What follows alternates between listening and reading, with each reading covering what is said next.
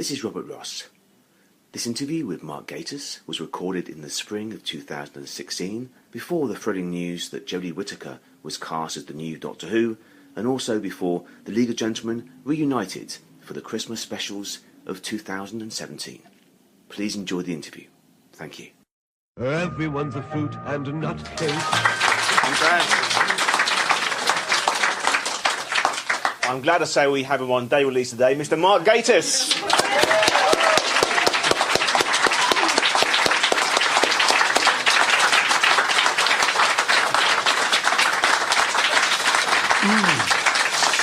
So, God, that was bleak. Forgotten how bleak that is. I wouldn't do it now. Jesus. We're not going there. Mark, thanks for making this today. I know some people probably were going to see you last year, but better late than never. We're here. Are we recording now, David? We are. Is that a thumbs up? It's very dark over there, darling. Okay. You got Bernard Cribbins, though, didn't you? We got Bernard Cribbins. We got a super sub, yes. But anyway, yes, I hope so. Is it on? Can you hear us? I'll be awfully upset if you couldn't. Okay, marvellous. So, the League of Gentlemen, Series 3, that clip was from. Yes. Let's take you back to the League. Obviously, that was your first flush of stardom, I suppose, wasn't it, really? How did the League get together? Well, we met at college. Steve Pemberton and I were in the same year, a place called Bretton Hall, which is now gone. Most of my past is gone. They keep closing these places. You're supposed to be able to go back and be nostalgic, and we just go around these building sites and cry. We were doing this terrible drama degree course, Mickey Mouse degree. And then I remember distinctly, Steve and I were immediately friends, and we had such a shared sense of humour. We used to do this, we wrote this double act called Fat and Crass, who were like a Bernard Manning joke thing. But the point was they did the jokes, but you know, there was one I always remember is why do Pakistanis have a little red dot there? I don't know why the Pakistanis have a red dot there. It's because of their belief in the one true God. And it was just the literal facts, you know. There's a couple making love in bed, and little Johnny runs in. He says, "Mummy, Mummy, what's that black triangle between your legs?" She goes, "It's me twat." Things like that. I've never forgotten them. So it was just the thing, you know. And we had a modest success with that at college, and we were doing these things. And then I remember the photo of the next year's intake was put up, and there was Reeson Shearsman, that's his real name, Reeson. And we both laughed at him. He was doing this funny face. We thought he was an idiot. And then we met him and we were proved correct. And then my friend Gordon Anderson, Gordon Scott then, who later directed Catherine Tate and the Inbetweeners, had a friend at Leeds University called Jeremy Dyson, and he said that deadly thing of like, I've got a friend you'd really like, you know. It usually means it's the opposite. But we got on immediately, and we met on New Year's Eve, 1931, I think it was. And we spent the entire evening in this awful pub in Leeds trying to remember the name of the John Inman sitcom about the rock factory. Pre-internet days, you couldn't just look it up. Odd Man Out. But we were like cudgeling our brains trying to remember this bloody thing. I thought, there must be something here, if that's what we're doing.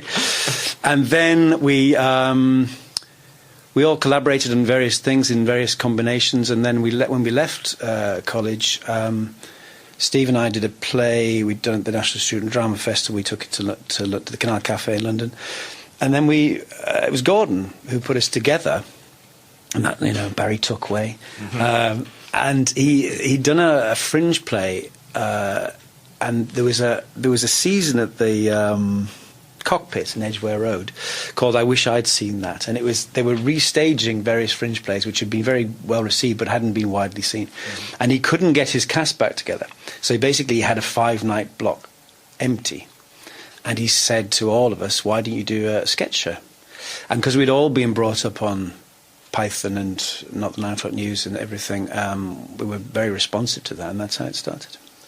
Was your comedy? That's okay. Yes. was your comedy sort of influences of that sort of quite surrealist, bleak obviously because your love of horror and sci-fi is well known, but your comedy roots, I suppose, would be Python, would it? And, it was all sorts. I mean, that's the thing. I was thinking about this in a way because I thought you'd ask me. I thought I'd better give it some thought. It was all kinds of things, and especially growing up in the 70s, there was so much variety, literally variety, but also stuff to enjoy and draw on. I mean, my great heroes always were Ronnie Barker, Leonard Rossiter, Alistair Sim, comic actors. That's who I loved. And I used to find it almost inconceivable that Norman Stanley Fletcher was the same man on a Saturday night in a loud jacket and specs. It's an incredible performance. So that sort of thing. But Dave Allen, I absolutely loved. Obviously, comic horror. Big element of horror in his stuff. He loved horror movies, and those ghost stories he used to tell were my favourite things in the world. He used to, I don't know if you remember, anyone remembers Dave Allen, but he was a great Irish comic, and he used to do these stories at the end of his show, which were sketches and all sorts of stuff. But he used to just tell these shaggy dog stories, and as he was saying them, they were really scary. And then he'd just pull the rug at the end with some brilliant punchline. But I loved him.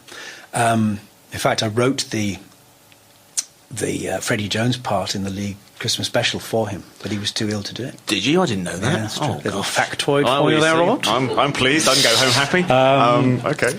And so all that, but it was lots of stuff. I mean, there's something that vexes me about modern comedy. Everything. Actually, no, just in terms of broadcast, is that there's. When Miranda was a big success, suddenly all that was allowed was sort of knockabout, pure, fun, nice comedy. And you think, well, that's wonderful, but, maybe on the Tuesday, and then on Wednesday, maybe you want something a bit odder.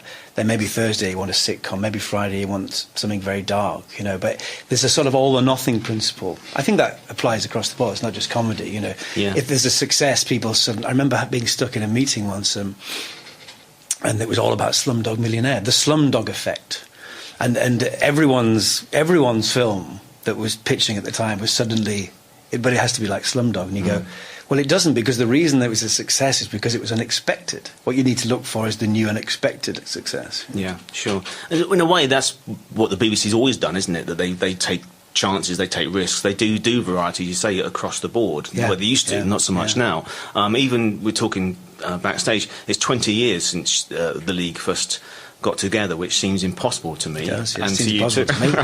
And it's 10 years since the League film. So do you think that the BBC today would commission that series? It's hard to say. Yes and no. I mean, look at Mrs. Brown. I love that show. And it's not. It's more than anything. It's because it's so unreconstructed, but it's also unexpected. So it's hard to tell. There isn't a sort of great big Stalinist orthodoxy. Things do still creep under the radar. The trouble is, I think it's more than the broadcasters. We live in a very over-examined age. And people are ready to take offence straight away. We were talking about doing something for one of our League anniversaries. We'd still like to. We're not announcing anything except today, where I'm doing it in public. But really, because we just want to see if anything happens before we make any grand statements, and then we have to retract from them. But I said the other day what we should do is do it like a documentary about trying to come up with something. And all we do is just go through a list of our own sketches and just go, couldn't do that. Nope. And so I don't know. I really don't know. I mean, it was always a gamble. I used to massively sing the praises and defend Mark Thompson, who was then controller of BBC Two, because he commissioned the show. Only years later did I discover that he turned it down 7 times. It's true. Wow. It got through by the skin of its teeth. We were actually on a location recce in Haworth, and it was off. I remember our producer and assistant producer going off in huddles. It was off. We never knew. We just knew something was off. Okay. And it was just sheer tenacity that got it through. Yeah. And then once it was a success, of course, suddenly it was like everything has to be like the League of Gentlemen. Exactly. We benefited briefly. But in 97 you won the Perrier Award in Edinburgh, and that same year you got the radio series, which was I think is a brilliant radio series. I mean, but how quickly was it that you got wind that the TV show was going to come on? Well, there was a thing then, a very good idea it was called Buy Media. The BBC had rather had its fingers burnt by losing lots of its big radio shows to ITV, essentially just by taking too long to make a decision. And they invented briefly this brilliant idea of actually, like, the same production team would make the radio show and then very quickly go into TV, and that's what we did. It didn't last long, but it's a great idea. And they could still do with it now because they sort of still lose things, I think. Because the radio show pretty much is Series 1, isn't it? Yes, I mean, not here to bash the BBC, quite the reverse, but we did have a curious situation where we did the radio series. It got this... Sony Silver did it, or one of them anyway, something, and it was very successful. And we made the first TV series, but we genuinely wanted to make a second radio series before we did the second TV series. And Radio 4 were really sniffy, and they said, "Well, you've got to come back with a proposal." And we literally went, "Okay, we'll just make another TV series then." We never did it. But we really wanted to. It wasn't like, oh, we've done the radio now, we'll just move into TV. Because it was great for proving things. We also wrote loads of stuff specifically for the radio. I was Dr. Chinnery was there, Mr. Ingleby stayed on the radio, really. It was great, we loved it. And it was, I mean, someone must have them somewhere, but someone took our photos on that first night in the radio theatre. And it was like, I felt like, oh, this... if this works, this is the beginning of something. And I don't know where they ever went, but it was great. And we all listened in every week around like it was the war, at the end of the Archers, or was it into the Archers? I can't remember. And it's just so exciting. It does work really well on radio. If you've not heard the radio show, it's amazing. The big problem really was, as huge fans of radio shows, radio comedy, was that it didn't really benefit some of our most famous stuff, as it were, at the time, because if you have dramatic pauses, you think it's World War III, you think something's gone wrong. So I think some of them are some of the big sketches like The Cave Guide and The Best Man are a bit sort of tight. Yeah. But a lot of the stuff we wrote specifically, which was just meant to be in people's heads, I think works really well. And the Panda sketch. I love that, and like the Goon Show, I mean, the characters in your imagination are probably more bizarre than what you saw on TV. Yes, in a way, aren't they? So. I mean, we had this, and we did change a lot of things, like the name of the town, but the Denton twins, one of them in the radio series is like a massive monster. She's just Radcliffe, it isn't it? It just makes these terrible... Like, one of them talks like a child, and the other one just goes... So the question about the League is, why the League of Gentlemen? Why was it called the League of Gentlemen? Oh, well, we had, again, with the weight of history on your shoulder, I'm always very wary of these things because, Because obviously I think of Jack Hawkins, you see, straight away. Well, that's where it comes from. But it's like naming a band. You think, this could be a really big moment, or we could just sound like wankers, or the people who decide to call their bands, the illustrious agents of Hairbrush. And it's like, then that'll be famous one day. It's not. We just, I don't know. We toyed with the Assassination Bureau. It was always quite filmic. Very nearly the Porn Dwarves. Or soft cell reference. And then, and I thought, I suggest the League of Gentlemen because it's a great film. And I thought, well, it sort of fits. It's a collection of people, and mostly men, and we are men. I mean, it got, in retrospect, because of that bloody film, the League of Extraordinary Gentlemen, which is a brilliant comic, but when that film came out, internationally, it was confusing. And then, because some people, which I hate, some people just still call the League of Gentlemen the League of Extraordinary Gentlemen. Or they think we were something to do with it, which I'm not happy with. Although what they mostly say is... Who are these people? They mostly say the League of Gentlemen, which drives me crazy. The only good thing about the League of Extraordinary Gentlemen, the film, is David Hemmings is in it, and he's very good. His last appearance, absolutely. So the success was pretty much instantaneous. Was it global success, or was it just a UK success? No, it was global. I mean, we had. We won the Golden Rose of Montreux in 1999. That was a huge moment, because it was what the goodies won. Absolutely. We all knew we knew we were up for it. And this was one of those, I'll never forget, I cherish this moment. Jeremy and I were writing Series 2, and we got a call saying, you've got to go to Switzerland now. And we just down tools, and we went to the airport. And I remember, because nothing was booked, running up to the flight desk like Peter Wingard. And I said, I've got to get to Geneva tonight. It's thrilling. We got there, Paul Jackson met us, and he literally gave us wads of Swiss francs because we had nothing. We just, put our suits on and went, and we won. And we met Victoria Wood, and all these international buyers and all sorts. I remember particularly a Swedish judge saying, there is a shop like that in my town. And, it was amazing. And and it did. It sold very well over the years, strangely. But I think maybe it's because, maybe not strangely, because it's actually, rather than things which are trying to be mid-Atlantic, or it's actually the things that are very specifically British, which often do the best. Absolutely. Yeah. And you mentioned the goodies. That's the first time I interviewed you. We discussed this. It's been 16 years since I interviewed you for the first time. My God, where's the years going, Mark? This is down the toilet. Terrifying me. But I think you were there when I interviewed the goodies. That's right. Yes. I've got my signed book, and you still let me do you as well afterwards. Amazing. Yes, you queued up to get your book signed. God, it was thrilling. God, my God, it was thrilling. Yeah, that was exciting times. So. Was it a big hit in America then? Because that's the one that's hard to crack, isn't it? Well, we did. We had one of those early experiences. Comedy Central co-produced the second series, and it was a bad idea because we just had to sort of ignore them. We just suddenly, the point of it was what it was. It wasn't a committee show. It was us, and we got all these memos saying, "What is a spot? Is it like a zit?" Just endless things. And I remember when they finally showed it, so much was pixelated. There's a bit in Alvin and Sonny, the swingers, and Alvin opens the immersion. He's putting the immersion heater on. It's just packed full of dildos, and the screen was so pixelated it looked like frost had got into the room. It's like, well, there's no point in showing it. The whole show is completely objectionable. Why stop here?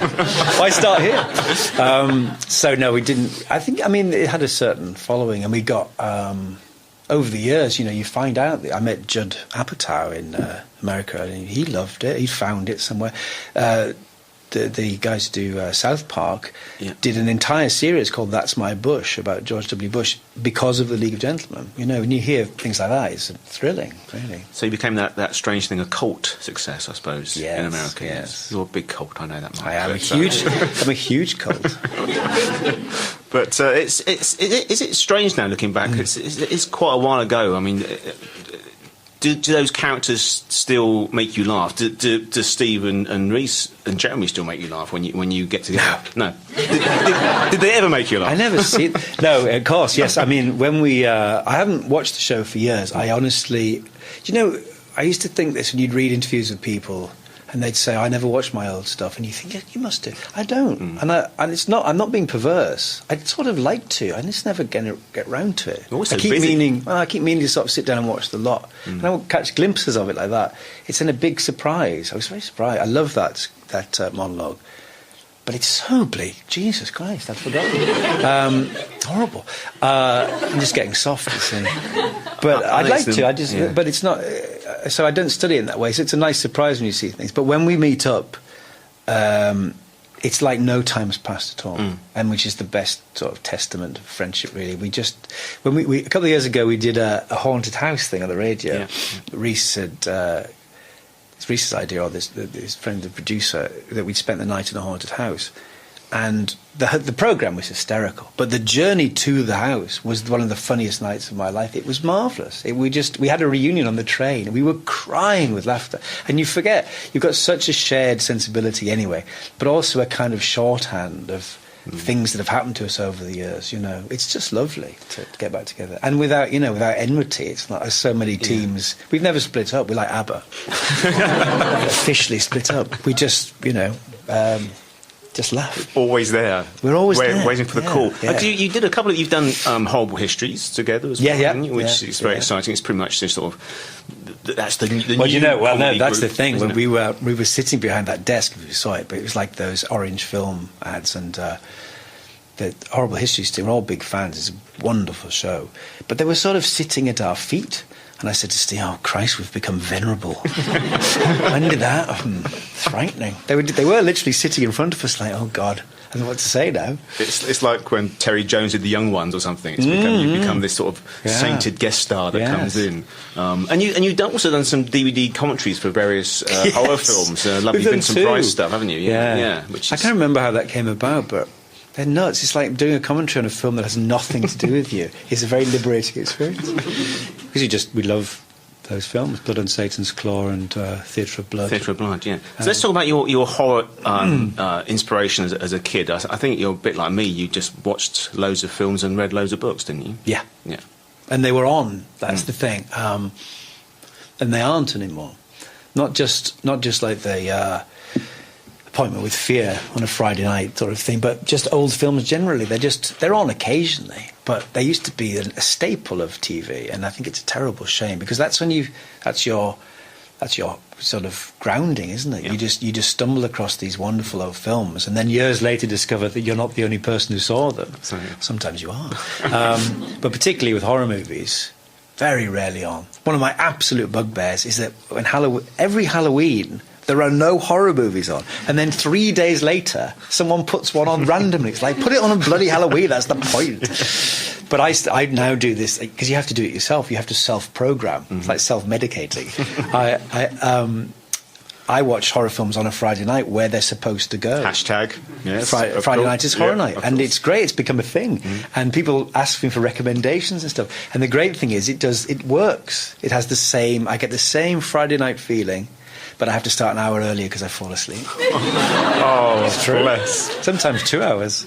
But just watch in the afternoon. They were the golden days of sort of 70s to the early 80s when Friday night you would have a universal black and white and followed by a Hammer or an Amicus. And I mean, certainly my fandom started from that, just watching them. But now I think you get old films on at like 6:30 on a Saturday morning. Nobody in their right mind's awake at 6:30 on a Saturday morning. As I say, if they're on at all. I mean, obviously there's so many channels. You can find things. You don't have to do that thing of combing the Radio Times at Christmas in case It's a Wonderful Life is on. It's on somewhere 16 times. But it's part of it actually is the scarcity. If that's not sort of counterintuitive, but the scarcity and also the specialness. If Journey to the Centre of the Earth is on the telly, I always watch it. I've got it. I've watched it a million times. But if I don't watch it on the telly, it's not the same. It has a ritual element to it. And people say to me, well, you can go and buy this stuff now. Now we're almost spoilt by the fact we can buy all this stuff on Blu-ray. But you need to have known it as a kid to actually want it. I mean, this is a complicated argument because you mustn't fight the tide of history.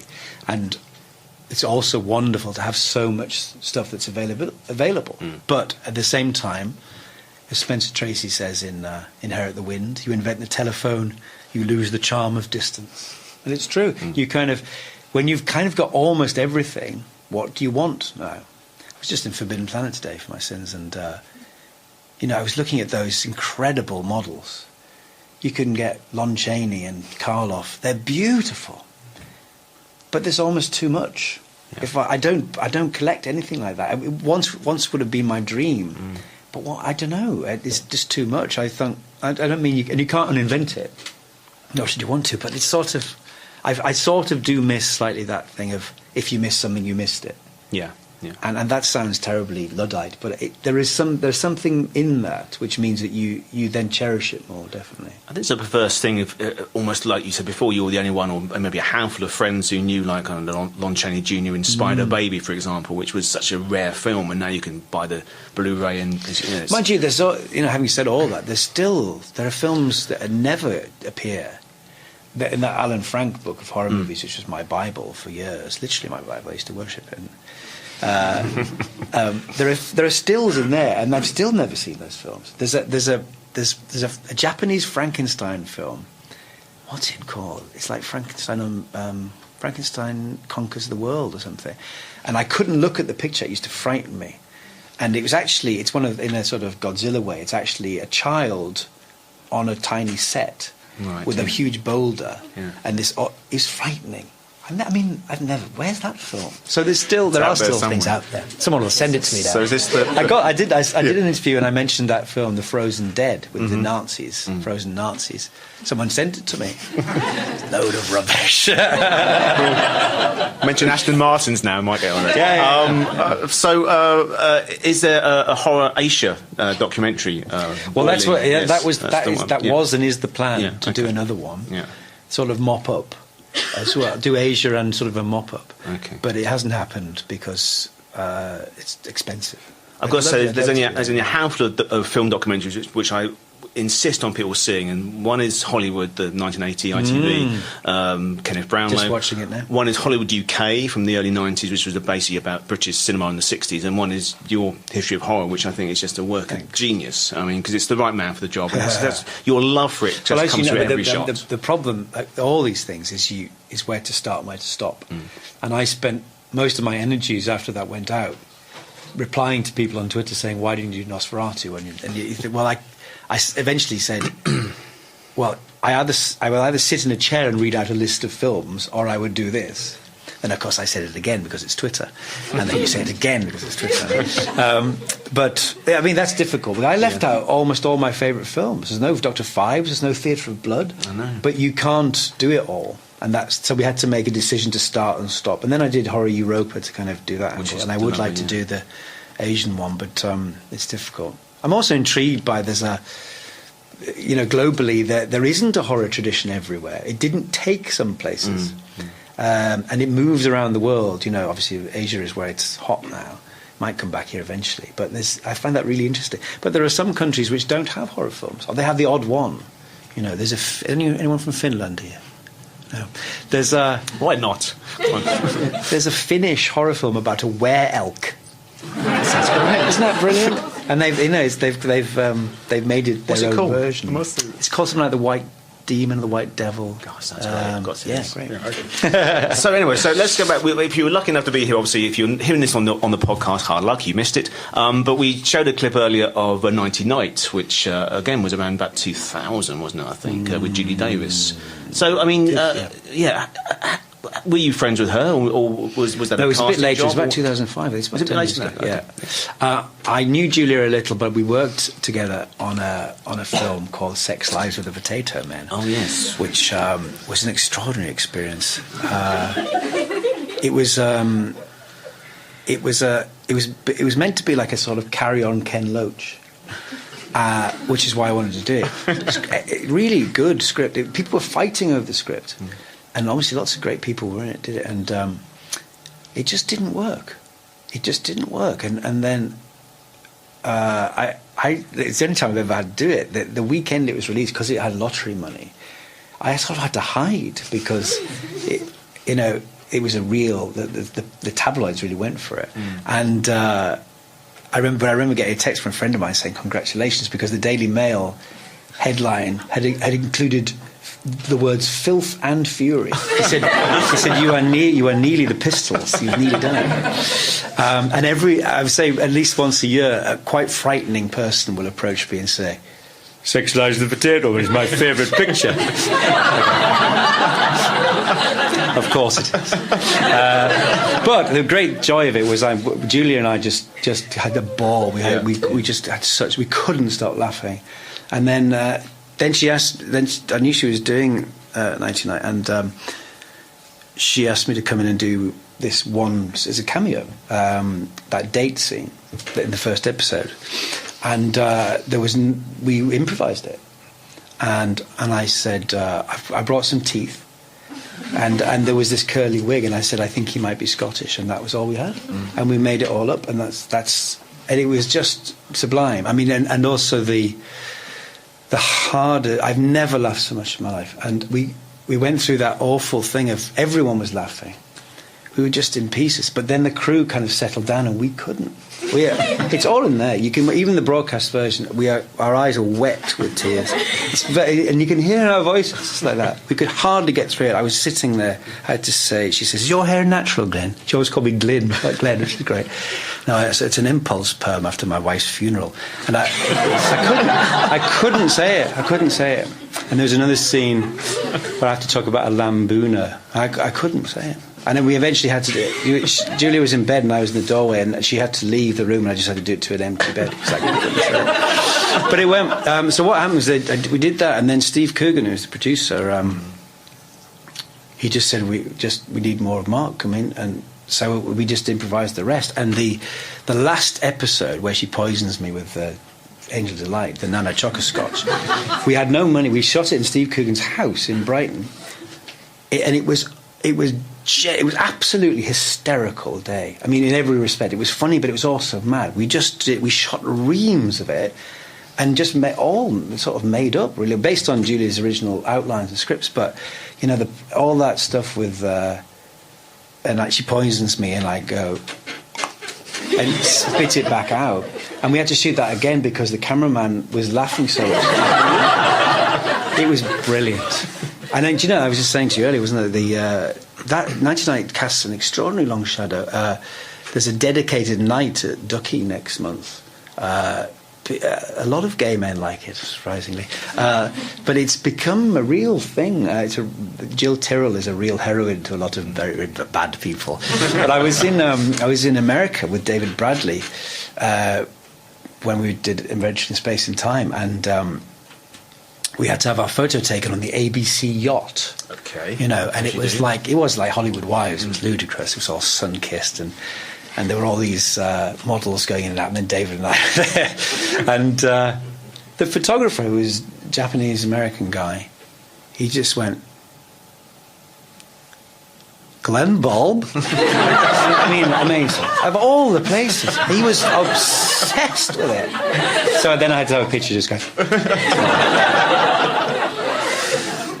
And you also, with Judy, did the Fanny Craddock thing. Yes, Johnny Craddock, yes. which is I adored that. I think I love Fear of Fanny. Yeah, I mean, how did that get through? I don't know. See, you still think you can get things through. People just have not to know. That was a joy. It was. Yeah, I loved it. It was the first of the BBC4 biopics, and a fascinating story. And you know, we obviously had a natural chemistry anyway. It was very moving, I thought, and it is a weird story. They were a weird couple, really. And it could have been played for laughs, really, particularly with you both being in it. But it's, as you say, it's a very poignant, you know, touching story. Of, well, that's what I've always loved, and that's what we always did in the League. I think there's a lot of broad comedy, and there's a lot of strange comedy, a lot of comedy horror, but there's mostly pathos, which is what I've always liked. And that's what my favourite kind of comedy is, sort of bittersweet.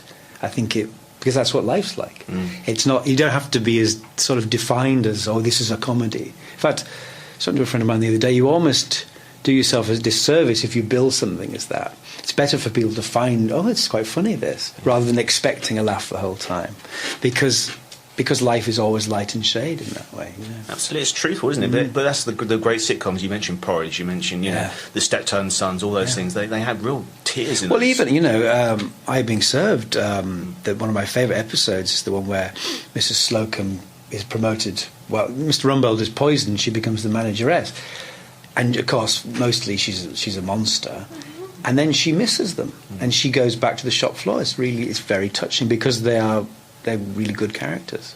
Absolutely, yeah. And I don't know if you saw Stag last night with Reece Shearsmith. I've recorded it. That's billed as a comedy. I mean, God, that's a pretty bleak comedy, but it's very good. So recommended. I was going to mention, off the back of playing Johnny Craddock, you became a little bit of a Michael Sheen. You were playing quite. I call myself the poor man's Michael Sheen. Is that? Well, let's just call yourself Michael Sheen. But because you played Bamber Gascoigne, Willie Stevenson as well. At yes, one point. Yes. No one knows what he talks like, so that's right.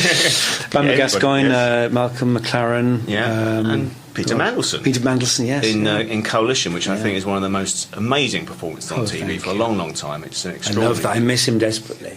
You bring him back. I might do a one-man show. We were all hoping there'd be a Coalition 2.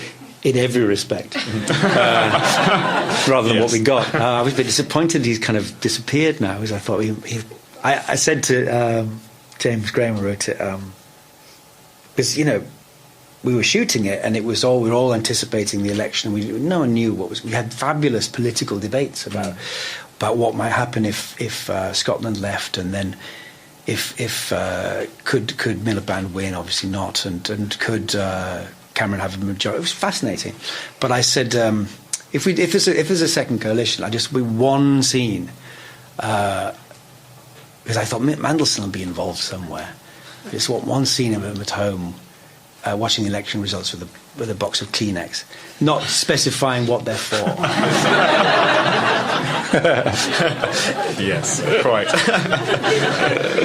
And you mentioned Are You Being Served? Because that's coming back. You're not involved in that at all, are you? The new Are You Being Served? I'm not. No, but you. Well, I can say this. We're on the record, aren't we? Yeah. I'm in a difficult position, having been in the Dad's Army. I was going to say, yeah. But I do think that's different because it's a big film, and it's a film, and what I'm worried about with these things is that it's not a healthy sign for modern British comedy.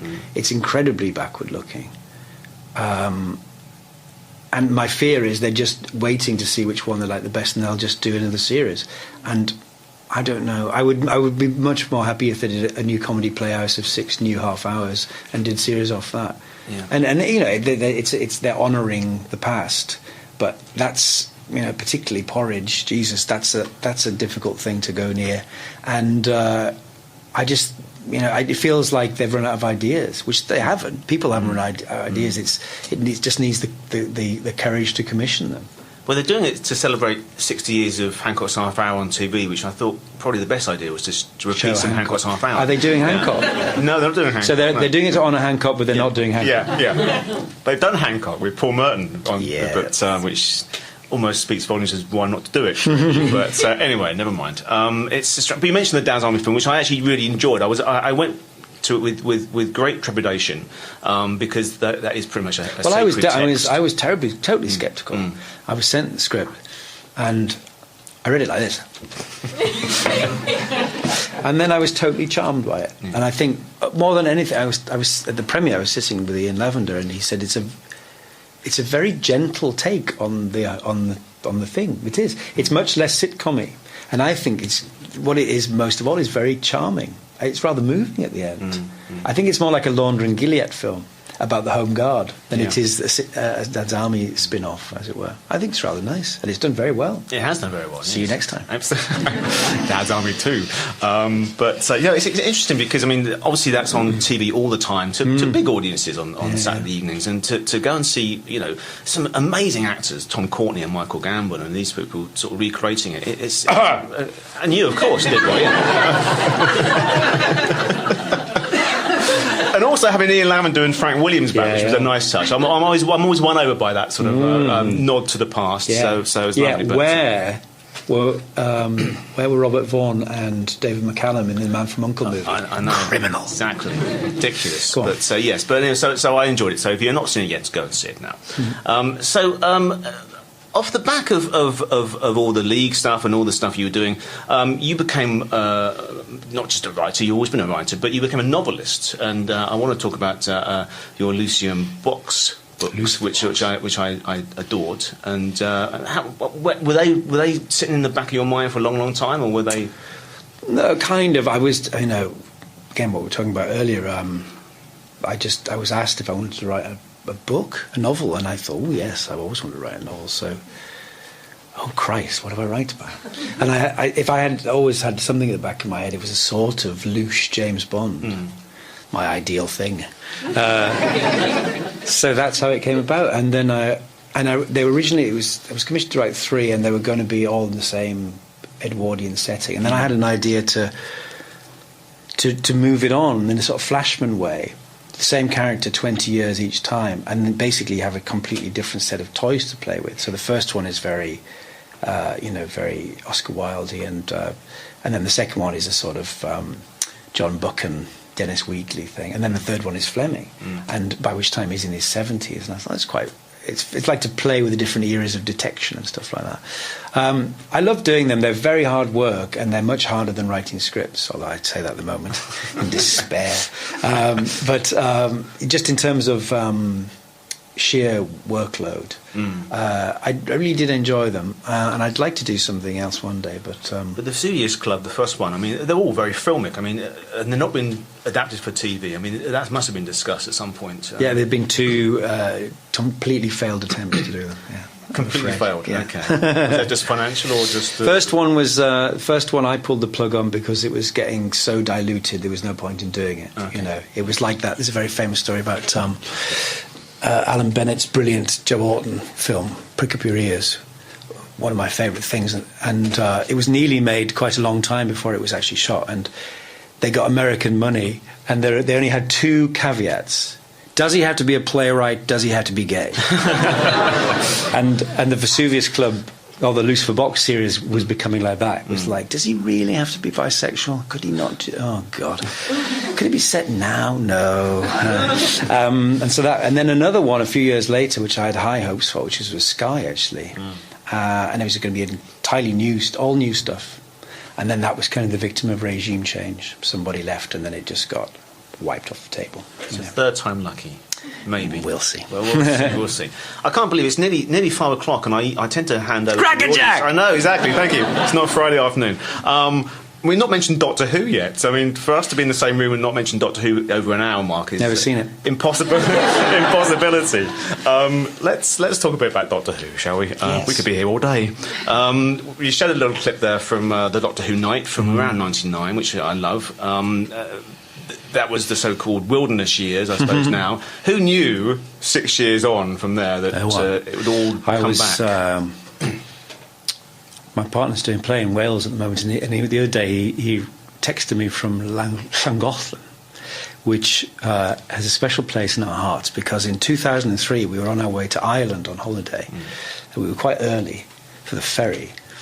And we drove through this village, and it said "World's Largest Doctor Who Exhibition." I said, "Stop the car!" And I'd never heard of it. I'd never heard of this thing. And we had a couple of hours to kill, so we went round it. Bessie was there, incredibly. I have a picture of me sitting in Bessie, my life's ambition. But it was this weird ragbag of things pulled from Longleat and Blackpool, and, you know, Peter Davison's trousers, and genuinely just like, randomly his trousers. And there were all these bored kids being dragged around and going, "What's this?" And I remember thinking, "This is it. This is the end." Because what this, you know. And about 8 months later, it came back. It was amazing. It was just that's how it was. Yeah. So it's always, you know, it's always my favourite show, and since I was 4, and just means the world to me, really. It's I don't know, and you can't quantify why. It's I was going to say, you can't, can you? No, what is it about it? Because I mean, we all tend to. I just said. But I mean, because we all tend to be. Everyone I know who's a massive fan of it seems to be 4 years old when they first see it. That seems to be the sort of. Well, I think, you know, thing. it just obviously doesn't get everybody, but it's it just speaks to you. I can see myself now just glued, sitting. It never hid behind the sofa. I was too interested. Sitting far too close to the telly when the Autons came through the shop window. That's my first memory of Doctor Who, of anything really, and it just spoke to me. I was just mad about it. And then what I love is that you know, it happens all the time. The same trick happens all the time, and. I was reading a letter the other day that said Doctor Who is no longer for children, and it's far too complicated, and we certainly shan't be watching. 12th of March 1976. Same things recur, and you meet, you know, someone. I've met a kid recently who's now in that difficult age. So it's not as good as when Matt Smith was doing it. And that's what always happens, you know, and the same, you know, you have your doctors, and it's amazing. That, especially when the show seemed to be on the way out, there are still, you know, Sylvester was so much some people's doctor and stuff like that, and I find that really heartening these days. I love that it just has the same power, really. When did you first become involved professionally? I suppose it was as a sort of spin-off, those probe films that you were. Oh, well, no, I wrote a book for Virgin. They got the license after Doctor Who came off in 1989. Virgin very cleverly got the license to kind of carry on. So that was my first published thing, Nightshade, which has just been adapted by Big Finish, rather thrillingly. And I wrote 2 for them, and then the BBC took the rights back, and I did 2 for BBC Books, The Troutman and a Pertwee, and I did those videos with Bill Baggs, and then I worked with John Pertwee, which was amazing. He told me stories about Carry On Cleo. It's an amazing story about how cruel Kenneth Williams was to Charles Hawtrey.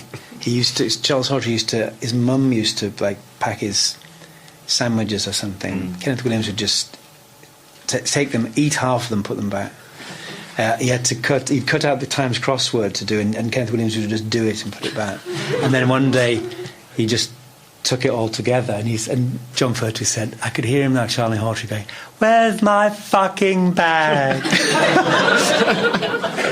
So that was incredible. Didn't John Pertwee say that your dialogue was the most sayable he ever did. been That's the best review I've ever had. Where's Mark? Where's Mark? I was terrified. He was pushed forward. Your dialogue is very sayable.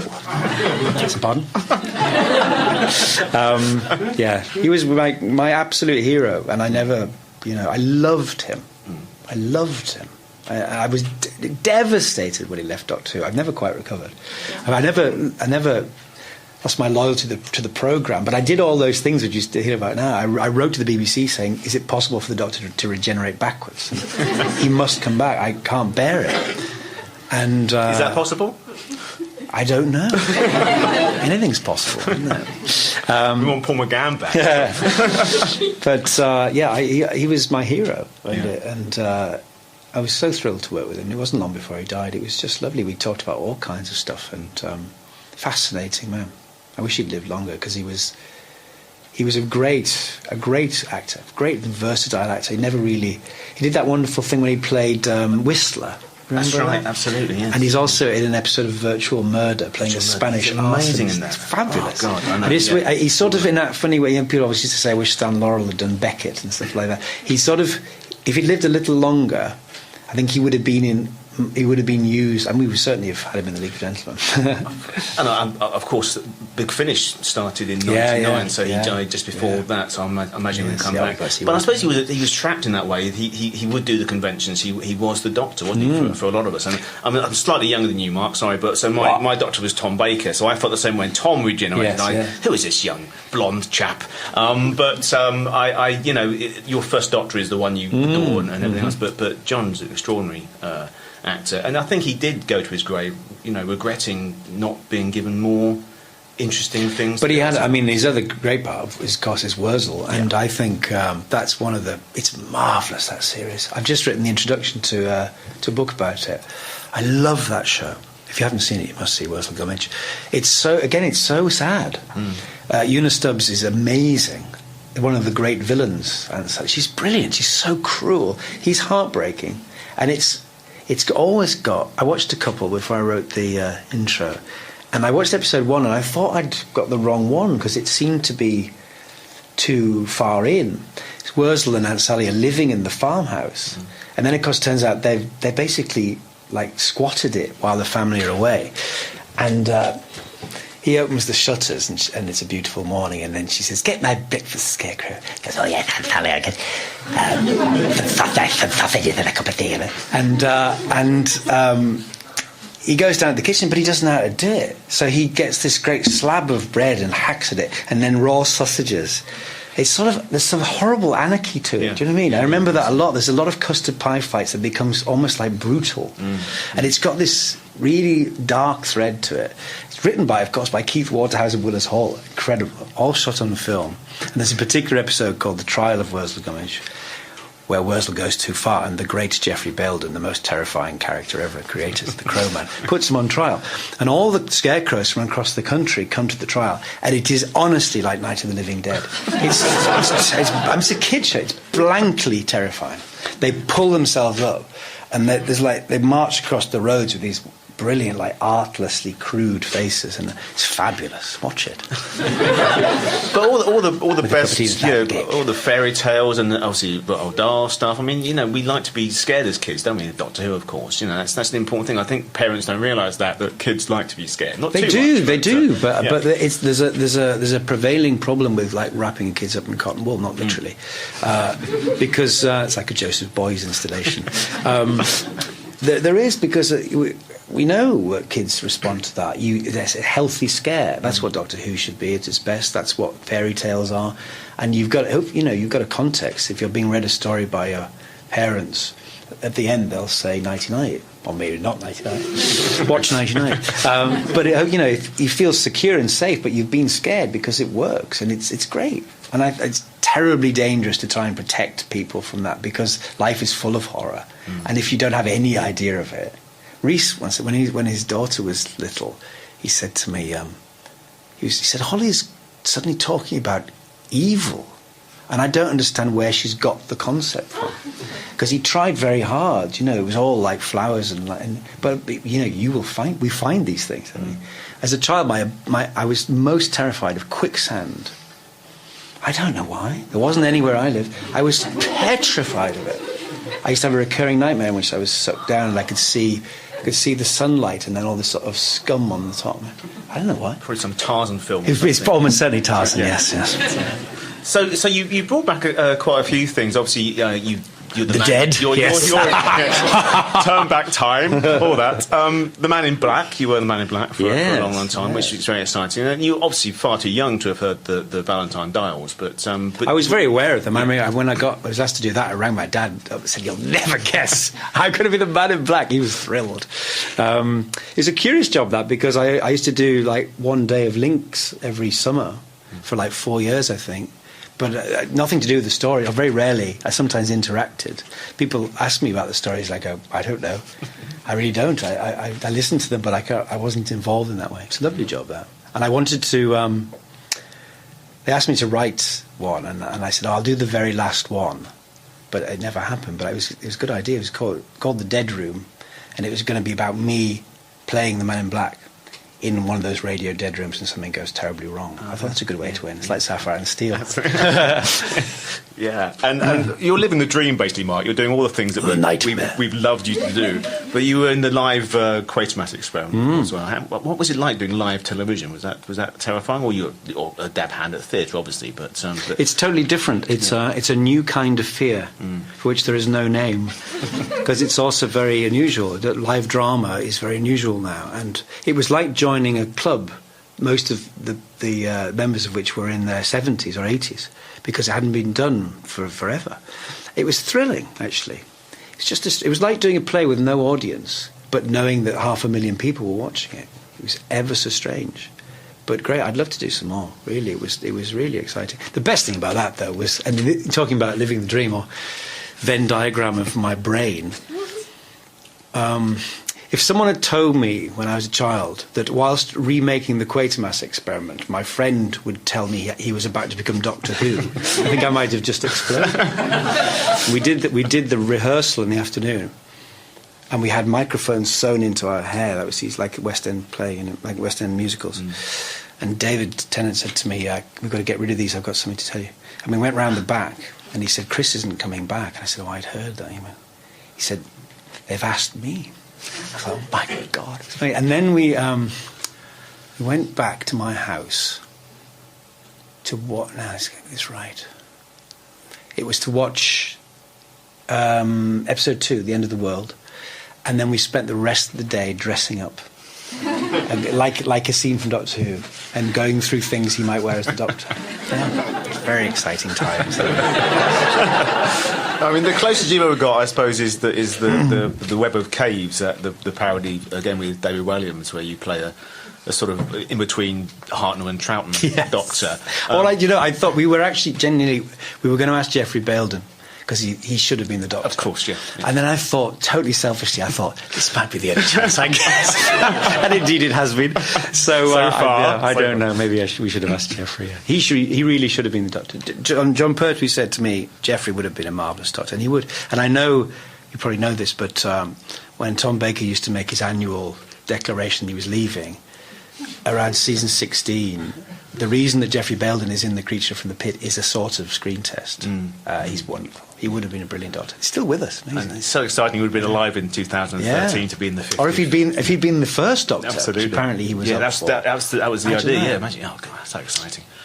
Well, that would have been a different thing for your tribute to William Hartnell, though, wouldn't it? The film that you. Well, if you're still alive, yes. Still to do something else. And that was a thing a long time in the making, wasn't it? Yes, I mean, BBC 13 years. Yes. From first sort of notions. I mean, I didn't work on it every day. That was. I think that might be my favourite thing about working on Doctor Who. Actually, after 10 years of it being back, was getting the chance to do that. It's a love letter to Doctor Who in every, because the weird thing is Hartnell wasn't my era, but that story I had grown up with like a kind of fairy tale, the beginnings of the little show that could, and all those things from the making of Doctor Who. It was magical, and it was one of the best experiences I've ever had. Everything went right, everything, the casting, the direction. It was beautiful. It's a beautiful experience, so moving. And we did 2 weeks on location. Then we went to Wimbledon Studios. Gone. Another one. Probably Boris Johnson. And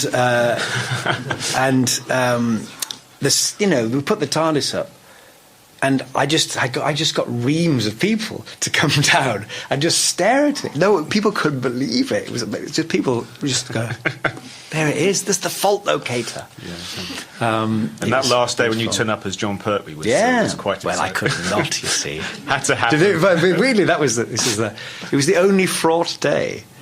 We had the scene in the morning, was Verity Lambert's farewell scene, and I deliberately got all these people who used to be in the programme, like Jean Marsh, Annika Wills, to come down and be in the crowd. And then the second part was David Bradley handing over to Patrick Troughton.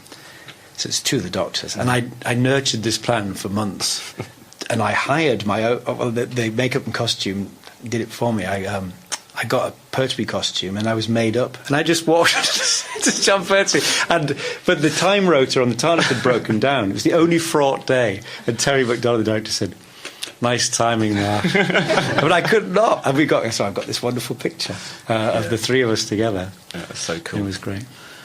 Amazing times. And look, we're running out of time. I could talk to you forever, you know this. But let me throw to this amazing audience. Any questions for Mark here at all? I'm sure there are loads. Anyway. In fact, maybe not. Okay. This is like that this famous thing when Alan Bennett did Simon D or something. Yeah. Alan Bennett did his first Q&A, and there was total silence. And then eventually someone put their hand up at the back and said, "Where do you get your shoes?" Where do you get your shoes? So I Grenson. basically have a question, because you were, I don't know whether you were bashing some problems with modern comedy, but I was wanting to ask you. I quite enjoyed Frankenstein, Victor Frankenstein, and I was wondering... Not seen it. There was a beautiful relationship between Victor and Ego, I think. But what was bugging me a little bit, and what I think is very much happening in a lot of movies right now, especially modern movies, is that there was this kind of token women kind of taking away always a little bit of the kind of togetherness of the 2 main characters. And I personally didn't really think that she was important for the story at all. And I felt that was a little bit sad for me as a woman, because obviously I wanted her to be strong and nice. But she was just there, in a sense, to kind of take away of, I don't know why she was there at all. And I wanted to ask you, do you think that's kind of a thing happening in a lot of things right now, that it's always... that there has to be some kind of distraction from a female point of view when it comes to like 2 male characters?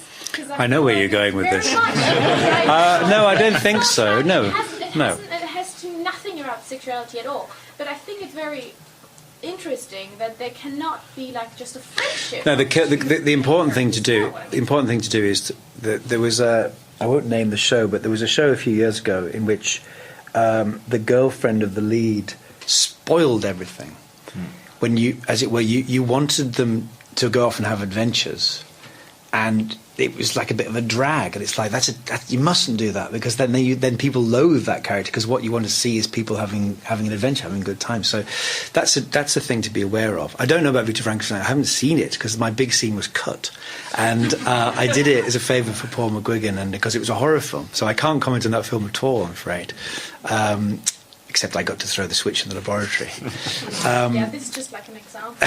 But yeah, it's an interesting point, and I think it's only to do with the writing and the intentions of the thing. I mean, I don't think it's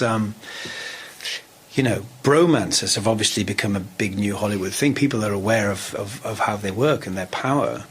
But if you haven't written a successful female character as part of that, then that's a problem with the screenplay, isn't it? I think. But I don't detect a sort of trend of women trying to spoil things. That's not what I mean. I really mean that it's more like a device that has actually no meaning at all, because you're a screenwriter and an actor. Don't you think that it's kind of it's really annoying me, because I like all these old movies with this kind of two friends. It doesn't matter what gender they are. They're just going having adventures, and then they might be really great in character. It doesn't matter what gender, whatever. But I feel like now is that we always have these characters. They need to be more than 3, more than 4, more than more, and they don't actually serve any purpose. It has to be always about more than 2 characters. Otherwise, audiences are not interested. I think we'll have to continue this later. Yes. Any questions not so controversial? Okay. Yes, sir. There, please. I think sadly, a lot of the old Doctor Who's from the 60s no longer with us. Do you have one? What? Yeah. Oh, shocking. Is there one in particular that you'd like to see covered? Yes, Power of the Daleks. That's the one. Now we've got Web of Fear back. No, Power is always the one, I think, because it's the first Troughton. I think I love that story. And I think particularly to see that first episode, we've only got stills and the soundtrack, but it'd just be amazing, wouldn't it? I've got it here. No, that's bed. Yeah. You? Macra. Oh yes, also. There's something quite exciting about it. It's like archaeology, isn't it? I mean, you've got the stills and the soundtracks, and it's like, yeah. And when they finally come back, does like a little happen. chip at a time. It's amazing that. I know, it's so exciting. Anyway, yes. Yes, please. I was just wondering how the Christmas ghost stories is going for this year, maybe. No good. Well, I wrote and directed a ghost story for Christmas 3 years ago, in the confident expectation they'd want one a year. Nothing so far. I said, look, I'll do one of these the rest of my life, every year for the rest of my life, if you want me to. So far, nothing. But yes, I'd love to. It's a tradition which is ridiculous. I don't care who does it, as long as someone does it. And every Christmas rolls round and there isn't one, or we have to repeat them because there isn't one, I think is ridiculous. The problem is making them cost effective. I was only able to make the Tractate Myth because we piggybacked it off the documentary through BBC Arts very cheaply. But doing a half-hour single programme these days is extremely difficult because they need to find a market. Ideally, we'd make 6 in a go, sell them abroad, and then show them annually. That's my plan. Yeah. I mean, Crooked House was a marvellous thing, which I suppose was in that sort of genre, the Amicus sort of portmanteau film. But yeah, okay, we'll commission you for one of those.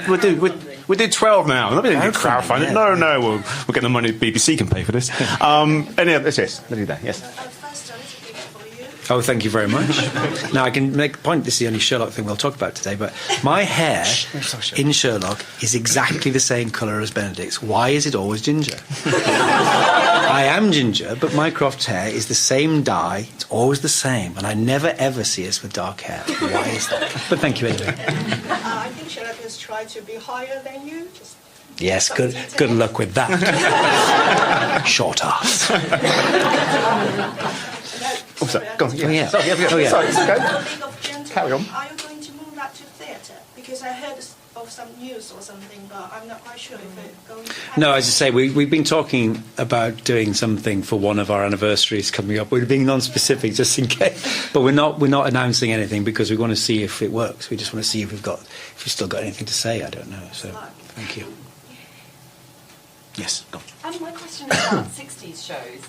I grew up watching The Avengers and The Saint, and I've been re-watching The Avengers reruns just recently. I've forgotten how creepy they were.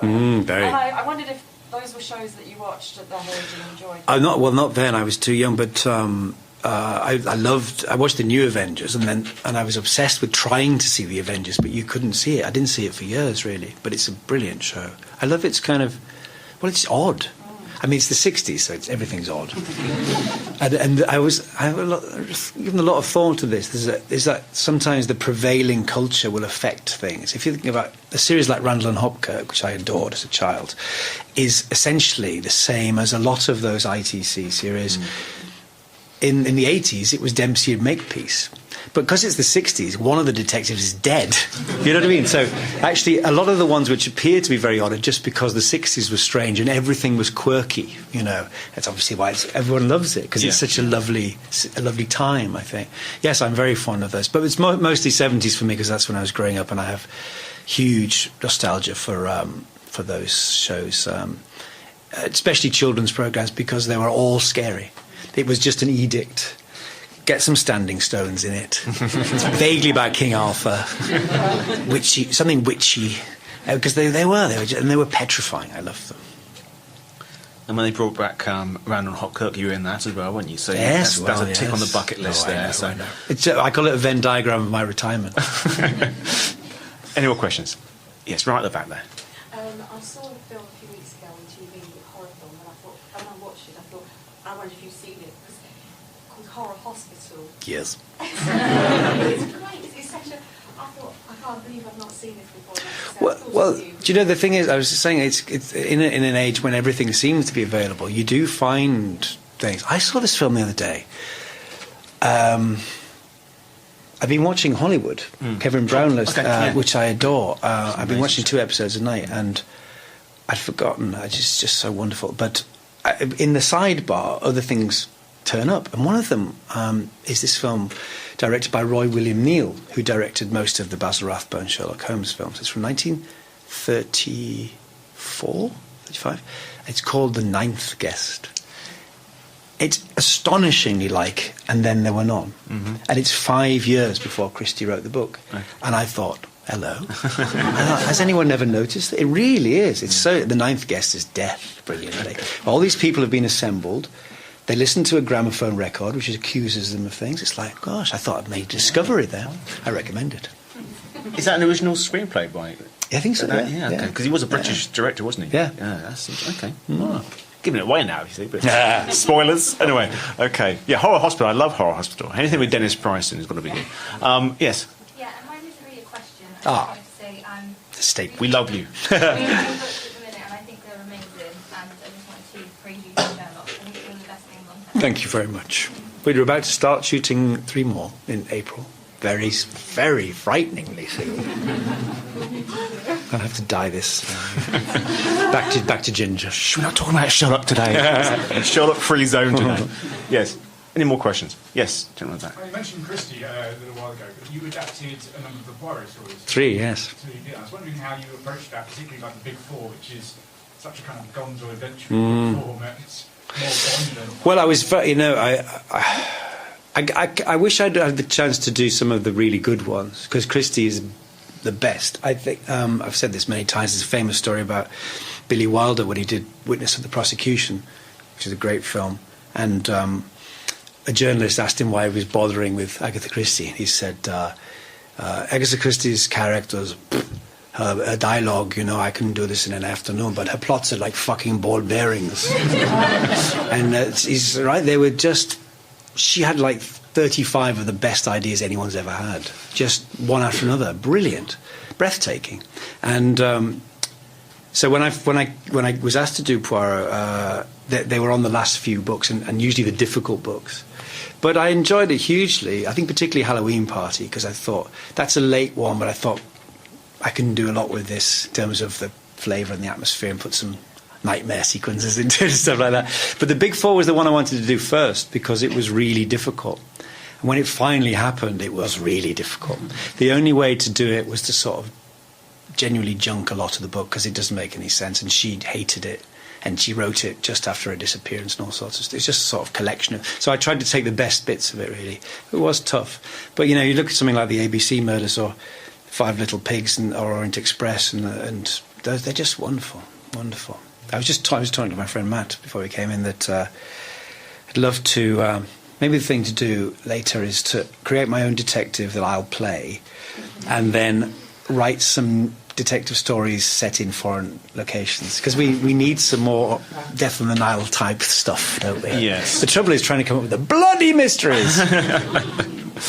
I think we're getting near the end now. David, how are we doing for time? We're at 5:20, I make it, so... okay, any more questions? Yes, man. Hi, just wanted to ask you, what do you think about the diversity issue that now people are talking about from Hollywood, about in television? There's a speech from Idris Elba that was talking especially about BBC and if the diversity, different ethnicities or genders are put into television and cinema or not? I think that there's obviously a problem, and I think the problem lies right at the centre. You can't change the Oscar voting until the people who are voting are not largely elderly and white.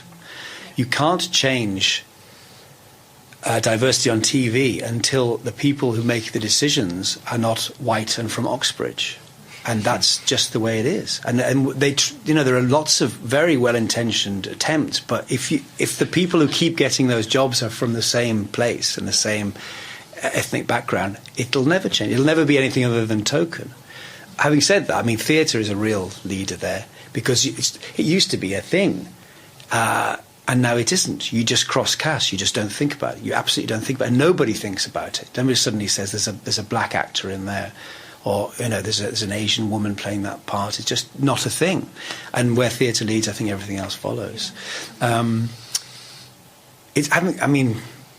Controversial. I'm not going to be controversial, but I actually just looked at a poster of the Doctors the other day, and it suddenly looked very odd that they were all white men.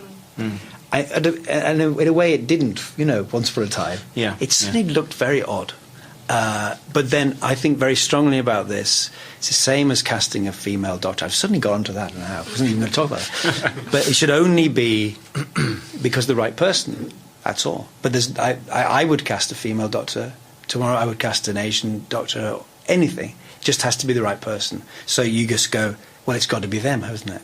And then everything else follows. I mean, it would be an amazing thing, because it would change so much of the perception of broadcasting, to have a huge lead like that.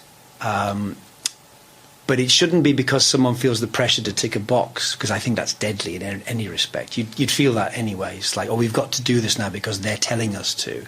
That's wrong. Yeah. Any more? Yes. As we started to talk about diversity and experimentation, the dance group, yes, very big fan. Politics. That's there was an amazing project here in the vote.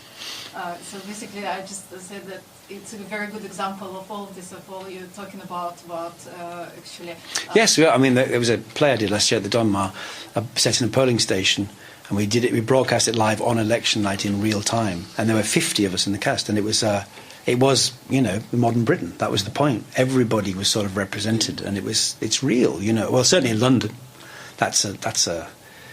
it's always been the beating heart of this city, and the idea that you can shut that down is crazy, Did you see the former president of Mexico talking about Donald Trump? It's amazing. Amazing. Watch it. I won't swear. It's brilliant. We'll finish on a serious point. Okay, why not? I'm petrified about... Have you ever read a book called The Plot Against America by Philip Roth? No. It's a counterfactual where Charles Lindbergh becomes a crypto-fascist president of America. That's what's going to happen. They're running out of options. That man is nuts. He's not just like an idiot like George W. Bush. He's nuts. And unless something happens, I think we've had it. I do. Something's going to kick off. He's crazy. And I can't believe there aren't any mechanisms in place to stop a crazy man becoming president. There must be something. I don't think there is there? No. Well, I'll say this to America. All these successful conspiracy theories, there must be some way. Absolutely. I think on that note we should end. Mr. Mark Gatiss, thank you very much. Thank you.